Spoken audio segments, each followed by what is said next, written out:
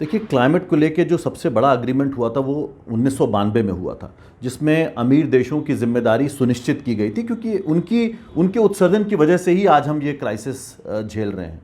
और उन पर जिम्मेदारी थी अपने उत्सर्जन को कम करने की और फाइनेंस देने की।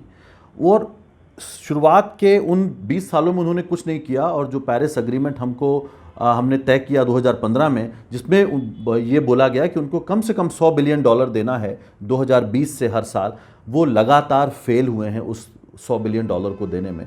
जो पिछले 2 साल के आंकड़े आए हैं उसमें साफ पता लग रहा है कि वो अपना टारगेट नहीं मीट कर पा रहे हैं। मैं आपको बताना चाहूँगा कि ये कितना महत्वपूर्ण है। अगर हम विकासशील देशों की बात करें, वो अपना उत्सर्जन अपने आप से कम नहीं कर सकते हैं, क्योंकि वो विकासशील देश हैं, वो अभी भी गरीबी से जूझ रहे हैं। तो उनको जो टेक्नोलॉजी चाहिए, जो फाइनेंस चाहिए, वो उनको नहीं मिला। अगर उन्होंने उत्सर्जन नहीं कम किया है और साथ साथ में वो तैयारी भी नहीं कर पाए हैं इन आपदाओं से जूझने की, तो आज जो हम देख रहे हैं वो तबाहियाँ हैं।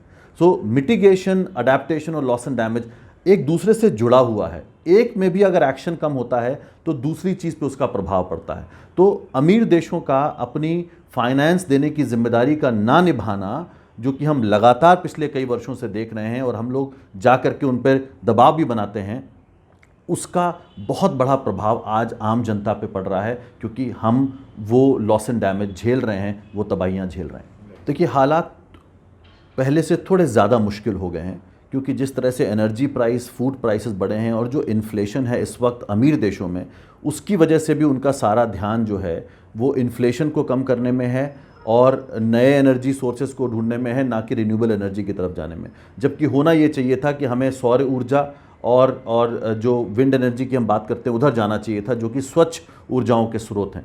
वहाँ ना जा कर के उन्होंने और ज़्यादा इन्वेस्टमेंट किए हैं अभी कोयले में, तेल में और गैस में, जो कि पर्यावरण के लिए, क्लाइमेट चेंज के लिए बिल्कुल भी अच्छा नहीं है।